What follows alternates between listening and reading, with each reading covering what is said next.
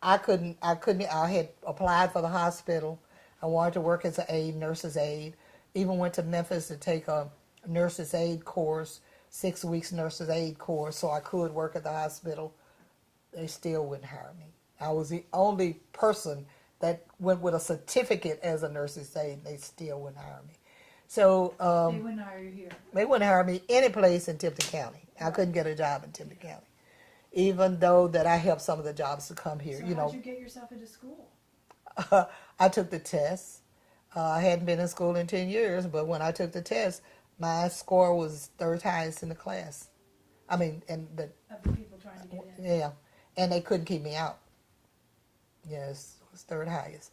And so, and then when I got there, Was this no? that was 1967. Late '60s. So we had the civil rights legislation had passed. Yeah, 67. Mm-hmm. I was 67. I graduated in 68, and then I had to fight to get a job at the hospital, because they had the hospital had said out of the 17 we can only hire 4, and my score. I was still at the top of the class. I was still top, so I really wasn't worried about it. But when we went to put in our applications, I made sure we had, three of, it would always, they had us in threes, so the Mary and Minnie and Mary, it was the 3 of us. So Mary went down, the 3 of us went down together.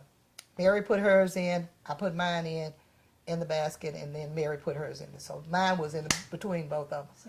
Well, when the list came up, my name wasn't on it. And they said, you need to, the director of nurses said, you're going to have to put in another one. I said, no, I'm not.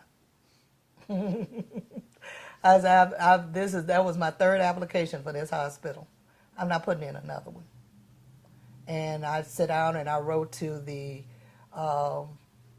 Board of Education in Nashville. I did write to the state, because ours was a pilot project. We were the first class, and it was a kind of a combination between the hospital and the school. And they were gonna, if it went well, and then they were gonna continue on. Well, see, it did go well, because they trained us like RNs rather than like LPNs. And when I wrote to the state, and and I also told them that when I went to get my uniforms, everybody else could go to the bank and get a $500 loan for school. I went to the bank to try to get one. I couldn't. I didn't get one. The other girls got it. And then it was a couple of other things like that had happened, and I put that in the letter. And I told them that I just didn't think it was fair. Well, the hospital administrator called me in the next month, before, when they were finna do the actual hiring, and he said, I'm hiring you against the advice of the directive nurses, the floor nurse, and the charge nurse. He said, but I've watched you since the whole time that you've been here. He said, and you've done your work. And the only criteria was that you could work every shift, and I understand that you can. And your grades are excellent, and I watch you on the floor.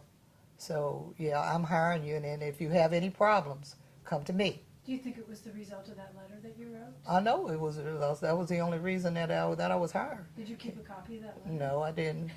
No.